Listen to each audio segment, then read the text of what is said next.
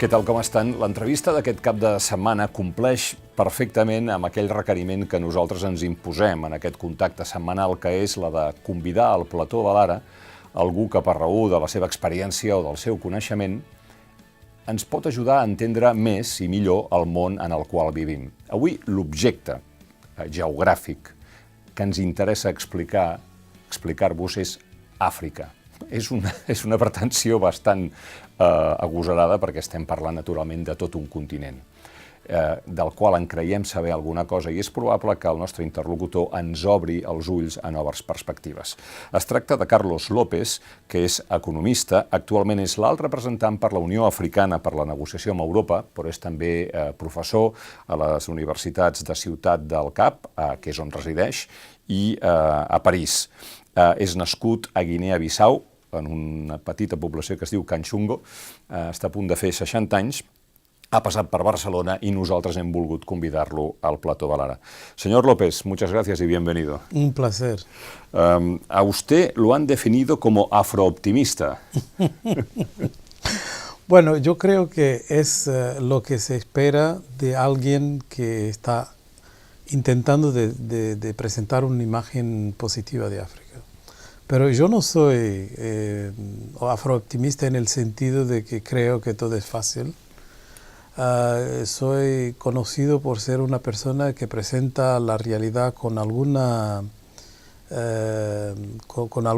dificultad. Incluso yo intento de demostrar que desde el punto de vista del conocimiento estadístico estamos muy debilitados, así que el conocimiento que tenemos es muy casual. No es un conocimiento muy científico. Ahí debe haber muchos más afropesimistas, ¿no? Sí, afropesimistas hay muchos, porque es una tradición muy antigua.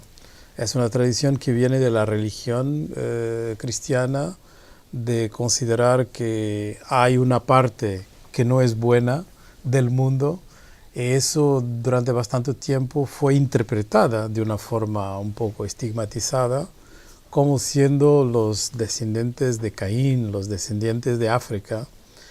Y yo creo que durante el Renacimiento europeo se podría testimoniar eso con la pintura, con la literatura. Había siempre una representación muy negativa de África. Y luego con el filósofo Hegel, que es un filósofo que marcó mucho la modernidad, había también la idea de que África no tenía historia, que la historia empezaba con la civilización grecolatina, que tenía ramificaciones de orígenes en el Medio Oriente, pero no se consideraba como esa parte normalmente que hace parte de la historia africana, como siendo África, como que apartando Egipto del resto del continente. Y esa idea de África sin historia se puede encontrar en muchas manifestaciones. Por ejemplo, la que me llama más la atención es la geografía, porque intentamos de tener una imagen de la masa territorial de los continentes que no corresponde a la realidad. La proyección de Mercator, que es la proyección que utilizamos en la cartografía de todos los días, incluso Google la utiliza, es una proyección que no corresponde a la realidad, donde África aparece con más o menos como si fuera una Groenlandia, cuando en realidad es como 14 veces más grande, donde no se da cuenta la gente que África es lo mismo en términos de territorio que China, que toda la Europa occidental, Estados Unidos, Japón e India juntos. ¿Le puedo explicar cuál es mi imagen de África? Un continente muy rico, explotado por extranjeros con la colaboración de gobiernos corruptos, con una población muy joven que sueña con emigrar a Europa y que últimamente China está comprando. Bueno, todo eso tiene un poco de verdad. Todo tiene un poco de verdad, pero hay que encontrar la explicación de cada uno de los fenómenos que permiten esa interpretación para poder después vislumbrar una interpretación un poco más compleja y un poco más exigente. Bueno, yo diría también... Bueno, un continente rico es, un poco seguro, más, ¿no? Sí, es un continente rico, pero esa es parte de su pobreza, porque la pobreza es justamente la incapacidad que África ha tenido hasta ahora de convertirse al mundo industrial. La industrialización no es solamente construir fábricas, no es la manufactura. La industrialización es traer la economía a las relaciones de tipo industrial, que son relaciones económicas que tienen una lógica de producción que es muy formalizada, donde existe regulación, donde existe la capacidad del Estado, por ejemplo, de obtener recursos públicos porque tiene impuestos. Todo eso desaparece cuando los países son muy ricos en productos naturales, los exportan, crean una renta y la élite, el gobierno vive solamente de la renta. La maldición de las materias primas, sí, ¿no? Es la maldición de las materias primas, la doença holandesa, la enfermedad holandesa, pero multiplicada de una forma mucho más grande. Va. Porque lo que existió en Holanda y que permitió esa idea de la enfermedad holandesa tenía que ver con la descubierta de un gran potencial económico resultante de recursos naturales, pero en una economía que ya estaba formalizada. En África es peor, porque no hay todavía ese nivel de formalización. Explotado por extranjeros con colaboración de gobiernos corruptos. Hay que hacer una distinción. Hoy en día en África hay gobiernos que no son tan corruptos como se imagina. Ese es uno. Y dos, la idea de corrupción es una idea como si fuera unilateral, como si fuera un problema africano. No es un problema africano. No, por descontado.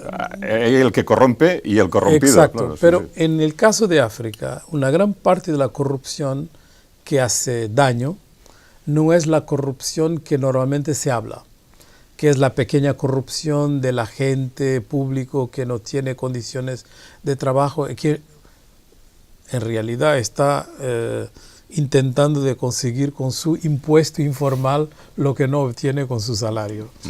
La corrupción que hace daño es la corrupción de grande escala. Por ejemplo, nosotros sabemos que el tráfico ilícito de capitales en África es como 50.000 millones de dólares. Eso es bastante. Cuando uno se imagina que es más o menos el mismo monto que la ayuda al desarrollo, uno tiene una idea del daño. Una otra dificultad es que nosotros tenemos una explotación muy grande de recursos minerales. Esa explotación se hace con mecanismos de precios, control de mercado, que los africanos no tienen ninguna palabra y así pierden mucho del valor. Y también tiene una presión muy grande de la parte de los agentes que están explotando esas materias primas para no tener una legislación que les permita controlar esa producción. Ese tipo de corrupción es terrible porque es la corrupción que no permite salir para una economía más moderna y que permite también la renta. Así que yo diría que hoy en día no tenemos dos tipos de gobiernos en África. Tenemos gobiernos que quieren la transformación y que están bastante activos en la transformación que llamamos en la economía estructural. Y tenemos otros que no, que están viviendo de la renta y que no están ni interesados en cambios y reformas. ¿Me puede decir nombres? Sí, seguro. En mis trabajos no tengo ninguna dificultad en decir quién está haciendo mejor que los demás. Nosotros tenemos países como Etiopía, que están creciendo hace más de una década al 10% al año. Podría decirse, bueno, ese es crecimiento, no es necesariamente desarrollo, pero están haciendo desarrollo porque hay una transformación muy profunda de todo el ecosistema económico, hay introducción de la industrialización, las infraestructuras están permitiendo un desarrollo social muy grande, los indicadores sociales progreden de una forma bastante rápida. Y tenemos países como Ruanda, que tiene una capacidad muy grande de absorber las nuevas tecnologías, Kenia también. Tenemos países como Senegal, como Côte d'Ivoire, como Ghana, que están introduciendo políticas industriales muy activas, Tenemos otros países que no están creciendo tanto porque tienen una base más alta, pero que están haciendo las cosas buenas, como Mauricio, como Namibia.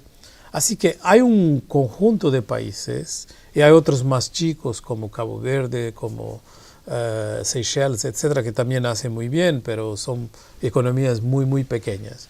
Y tenemos países que nadie habla porque políticamente tiene algunos estigmas, como la durabilidad de sus líderes, pero que están haciendo reformas increíbles, como por ejemplo Djibouti y Togo, que son dos países que dependen de la actividad portuaria y que lograron establecerse como el mayor puerto de África Occidental y de África Oriental, que tienen toda su política económica alrededor de la actividad portuaria. Son pequeños países, pero que están haciendo cambios increíbles y muy importantes. Decía, con una población muy joven que sueña con emigrar a Europa. Eso sí no es verdad, porque la parte que emigra para Europa es muy, muy chica. Así que desde el punto de vista estadístico, si nosotros mirábamos la realidad estadística y no lo que se habla, O lo que se ve. O lo que se ve, sería una situación muy distinta. Yo creo que algunos números pueden ayudar a perspectivar lo que estoy diciendo. África tiene una población que es más grande que todos los otros países, con la excepción de China e India. Es una población de más de 1.000 millones de personas, probablemente 1.200 millones de personas. De esa parte, la parte que migra, que está involucrada en migración, es relativamente chica. Estamos hablando de como más o menos 80 a 90 millones de personas. Y de esos 80 a 90 millones de personas, un 80% migra en África, para otro país africano. Así que solamente 20% migra para el resto del mundo. De los que migran para Europa, 94%, estas son cifras de Frontex, que es la agencia europea de fronteras, 94% migran legalmente y solamente 6% ilegalmente. Las pateras y los... Exacto. Sí. Y de los 6% que migran ilegalmente, hay una pequeña parte que migra a través del Mediterráneo, que es lo que la gente ve. Así que es un número muy, muy pequeño. Y para saber tan pequeño que es, hay que compararlo a otras migraciones históricas, como por ejemplo las migraciones europeas en varios periodos de la historia mundial, pero sobre todo si nos concentramos en el periodo después de la Segunda Guerra Mundial, que hubo una emigración masiva. Lo comparable en este momento en África sería como menos de 10% de ese tipo de migración. O sea, no hay una invasión. No hay una invasión. Lo que es terrible es la idea que la solución es impedir más la entrada de los africanos a Europa. La solución, me parece, que tiene sentido es que Europa pueda ayudar mejor a la integración regional africana, porque sin esa integración, 80% ya encuentra su destino de migración en un otro país africano. Si hubiera una buena integración, no serían 80%, probablemente 90%. ¿A dónde van los inmigrantes intraafricanos? Van para los países que tienen más posibilidades económicas. ¿Qué son? Luego, Sudáfrica tiene una atracción muy grande, como tiene un país como Côte d'Ivoire en África Occidental, como tiene Kenia o... ¿Y es legal este tipo de inmigración? Uganda, etc. Es legal. Es legal. Es legal. ¿Y China está comprando África? Lo que pasa es que toda la inversión china en África representa como un 4% de la inversión china en el mundo. 4%. O sea, ¿es posible que inviertan más en Europa, por ejemplo? Seguro que sí. Por ejemplo, la inversión que China hace en Holanda, en Bélgica, Luxemburgo, esos 3 países del Benelux, es lo mismo que en toda África. Yeah. O si quiere, puede compararse con Pakistán. Lo que invierte en Pakistán es lo mismo que en toda África. Pero hay esa impresión, no es una impresión falsa. Yeah. Es una impresión que tiene que ver con el facto de que los otros están ausentes. Así que los 4% de China parece mucho. Yeah. Yeah. También hay un fenómeno de concentración de riqueza. ¿Usted sabe quién es Aliko Dangote? Sí, claro. ¿O Mike Adenuga? Sí. ¿O Nicky Oppenheimer? Sí. Son les tres persones més riques d'Àfrica. El número 1, Aliko Dangote, és l'home més ric, amb 10.000 milions de dòlars, és nigerià. El segon també és nigerià. El primer és el rei del ciment, el segon és propietari d'una empresa de telecomunicacions que es diu Globalcom, i Oppenheimer és dels diamants, és de la companyia de Beers. Bueno, en esto de la concentración de riqueza, porque al parecer estos señores tienen más dinero que la mitad de la población del continente, sí. que 650 millones de personas. Es un fenómeno mundial. Sí. Es cierto, pero lo que hace la diferencia es cuántos empleos crean estos señores. Porque se tiene mucha plata y la consumen sin crear empleo, ese es un problema mucho más grande, seguramente, que se crean empleo. ¿Y estos crean riqueza? Yo creo que el señor Aliko Dangote, que yo conozco muy bien, incluso escribí un artículo con él de promoción de la idea de industrialización en África. Yo creo que el señor Aliko Dangote es un señor que tiene una idea bastante progresista, abierta sobre el continente. En este momento está haciendo la más grande inversión en el continente, que es una refinería de petróleo en Nigeria, un país que es exportador de petróleo, pero importa producto refinado. Esa inversión va a permitir la creación de más de 6.000 empleos directos y muchos más indirectos. El señor Aliko Dangote es probablemente entre los propietarios más diversificados sí. En términos económicos. Alimentos, azúcar, sí. Harina, sí. Transporte de mercancías. Casi en todas estas actividades son actividades de gran intensidad de mano de obra, así que es un gran creador de empleo.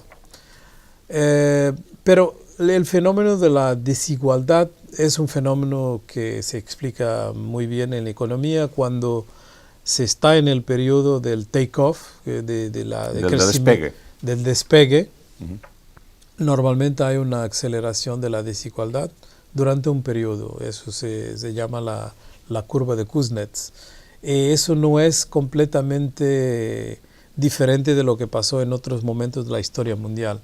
La pobreza tiene una disminución menos acelerada durante el periodo del despegue que después si hay las buenas políticas. Así, lo que tenemos que asegurar es que las buenas políticas están ya en el dibujo de la transformación estructural desde el inicio para que se pueda tener resultados lo más rápido posible. Ya. Claro, podríamos hablar de muchísimos fenómenos concretos, pero para avanzar en la entrevista. Leo, por ejemplo, Níger es uno de los países más pobres del mundo y al mismo tiempo tiene una gran riqueza de uranio. Bueno, pues resulta que 3/4 partes de la electricidad de Francia se generan con este uranio, ¿no? ¿Hay muchos fenómenos como este? Hay, desafortunadamente. Se miran los países en términos de los conflictos, de las realidades que tienen locales, sin hacer la conexión con el global.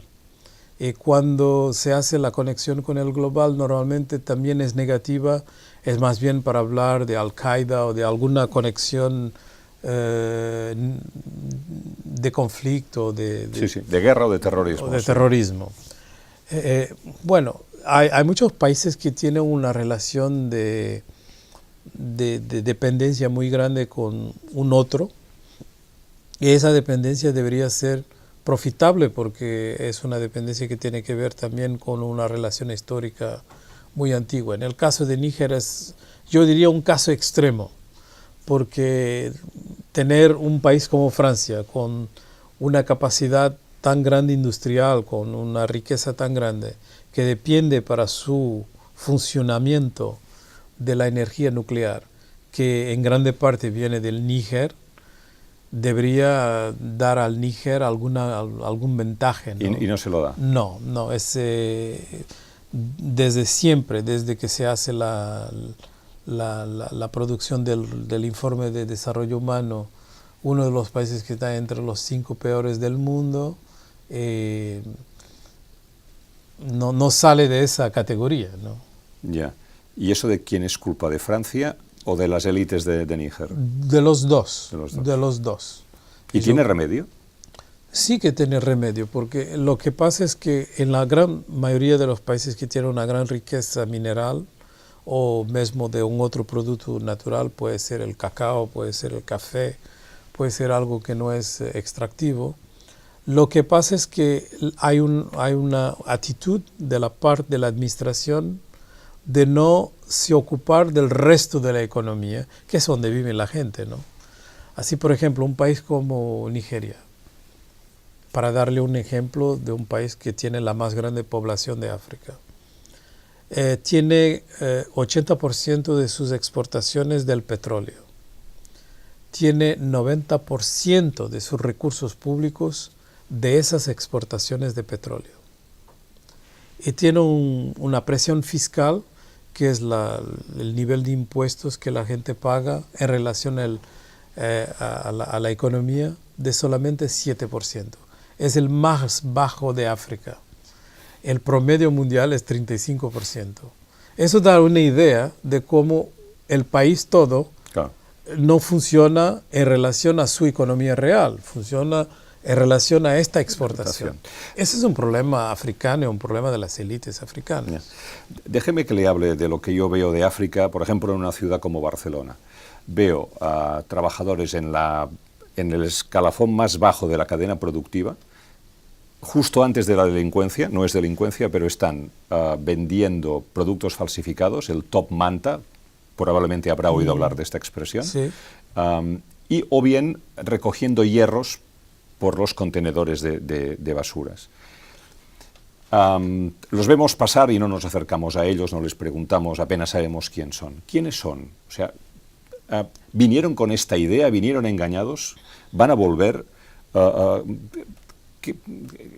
¿Son representativos de un tipo de juventud africana? Son bastante representativos. Lo que pasa es que es gente que tiene un sueño. En casi todos los países africanos tenemos una población muy, muy joven. El promedio de edad en África es 19 años. 19. Así que eso da una idea de la presión de la juventud en todo lo que es transacción económica, social y política. Y lo que pasa es que durante el periodo del despegue, estamos hablando de los países que están en despegue, hay muchos que no están. Pero durante el periodo del despegue hay una ilusión que normalmente eso crea oportunidades y luego la gente no va a migrar porque tiene oportunidades. Es el contrario. Eso está probado históricamente. ¿Ah, sí? Es el contrario. Lo que pasa es que durante el periodo del despegue se crean expectativas muy altas. Toda la gente piensa que va a tener una oportunidad y solamente algunos tienen. Y los demás se sienten sociológicamente como excluidos. Entonces, la oportunidad que no tengo en África la voy a buscar afuera. Exacto. Entonces, el sueño está destruido. Y la única forma de intentar un nuevo sueño es migrar. La realidad no es una realidad africana, es una realidad mundial. Los europeos no saben que hay más migración china hacia Europa en este momento que africana. Sí, si va a un bar en Barcelona probablemente le atenderá en los chino. Números es casi el doble, casi el doble, pero no se habla. Entonces, ¿qué pasa? China es el país que crece más, que es el líder del crecimiento en el mundo, pero hay migrantes, hay muchos migrantes. No es muy diferente en África. Esa gente que tiene el sueño y que viene a migrar porque no tiene oportunidades en el periodo de despegue, es la gente más activa. Es la gente más activa porque tiene movilidad todavía suficiente para poder deslocarse.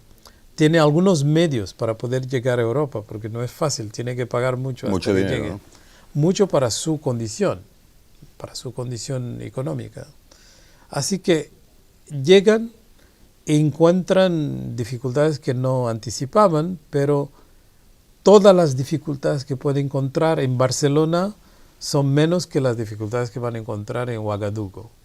Por tanto, se van a quedar. Por tanto, se van a quedar. Y van a enviar plata para su familia. Así que nosotros miramos la estadística de las transferencias de migrantes de África hacia África, están aumentando todos los años. Este año la previsión es 81.000 millones de dólares. Eso, comparado a 50.000 millones de dólares de ayuda, da una idea de quién está contribuyendo más. Esto, africanos en Europa. No solamente en Europa, en el mundo. En el mundo. En el mundo. En el mundo. Pero es bastante de Europa, ¿no? Yeah. Algunos economistas, algunos de los que han pasado por aquí, recuerdo por ejemplo a Amartya Sen, Sí. En fin, otros especialistas en Asia, por ejemplo, en India, en Pakistán, dicen que es fundamental ayudar a la promoción de la mujer. La mujer suele tener un comportamiento más responsable ante el dinero y que, por ejemplo, es una receptora ideal de los microcréditos, porque es capaz de abrir un pequeño negocio, sustentar la familia, digamos que por un principio de responsabilidad más acusado que en el hombre, ¿no? ¿Cuál es, en este sentido, la situación de la promoción de la mujer en África? Yo creo que está probado en todo lo que se sabe de desarrollo, que la mejor inversión en términos de desarrollo es la promoción de la capacidad de las mujeres a integrar el mercado de trabajo, darles formación, darles autonomía, darles posibilidades de participación, de activismo reconocido, porque ya tenían todo eso no reconocido. Así que la grande parte del trabajo de la mujer no era remunerado y no era reconocido, pero eso permite una formalización de esa relación. En África existe un fenómeno interesante, es que en algunos países el rol de la mujer está avanzando más rápido que el resto del mundo.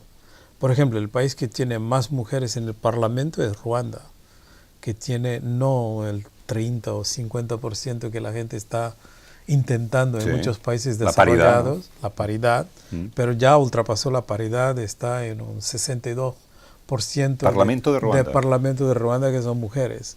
Y hay 5 países en África que tienen paridad en el gobierno.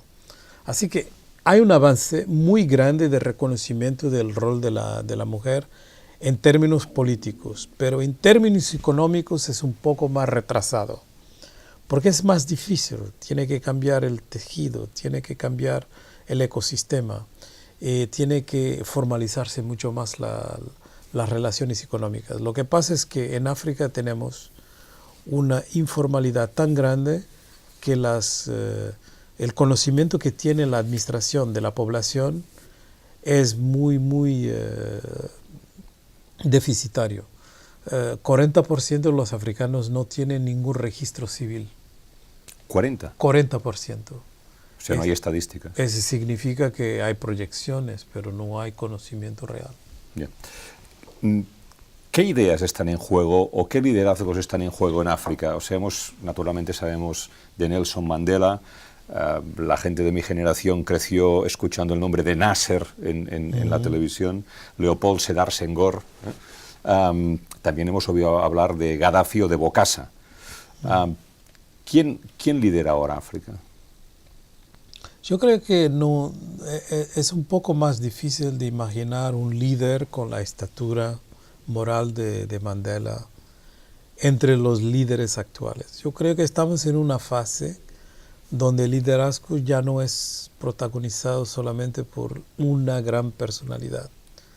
El liderazgo es más bien de jóvenes que están muy activos en varias situaciones.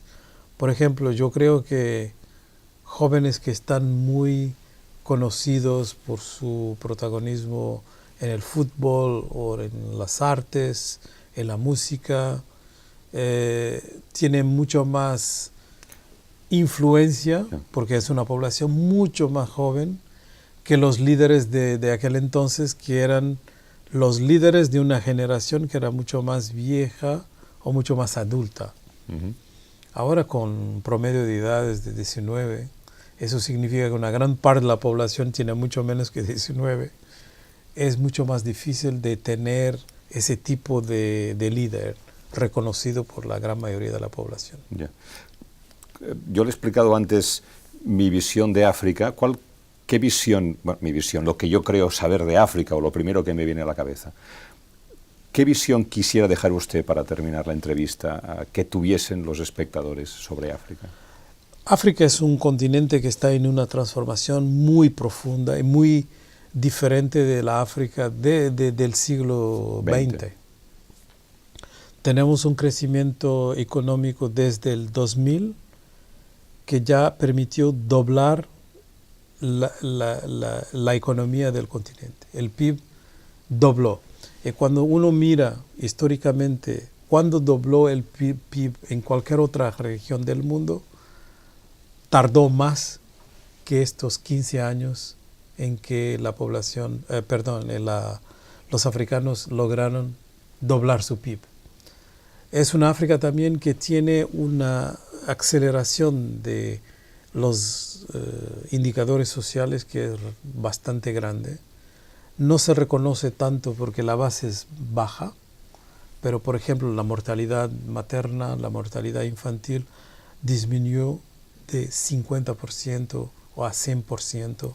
Así que hay un cambio bastante grande de lo que es la realidad social, de lo que es la realidad económica y también de lo que es la realidad política. Nosotros tenemos, en términos de elecciones, democracia, etcétera, una transformación profunda del continente y la juventud de la población no permite más a los líderes comportarse como lo hacían antes. Los dos ejemplos más recientes son Sudán y Argelia. Pero esa es un poco la historia, que existe una presión muy grande para cambios. Para darle una idea de conjunto a los que nos escuchan, yo diría que en los últimos 26 meses, hubo 20 cambios de líderes en África. Es casi un cambio cada mes y medio. No. ¿Ha oído hablar de un jugador que se llama Ansu Fati? Ah, sí, claro. 16 años. Sí, claro. Es el futuro también. Yo no sé si es el futuro de España o el futuro de Guinea-Bissau. Bueno, ya tiene pasaporte español. ¿Sabe que el gobierno español aprobó en el Consejo de Ministros la nacionalidad? Yo sé. ¿Es un poco escandaloso esto o no? Bueno, es una otra idea de la migración. Otra idea de la migración. És usted muy diplomático. Si en volen més, el senyor Carlos López té aquest llibre, África, en transformación, desarrollo económico, en la edad de la duda. La edad de la duda porque todo lo que es la teoría económica está en duda en este momento. Sí, en África y en todo el mundo. En todo el mundo. En todo el mundo. Muchas gracias por haver venido. Gràcies. A vostès també, gràcies per haver-nos acompanyat. Esperem els seus comentaris al peu de la finestra on han vist aquesta entrevista, que esperem que els hagi ajudat a entendre una miqueta més la realitat d'un continent que tenim aquí a tocar com és Àfrica.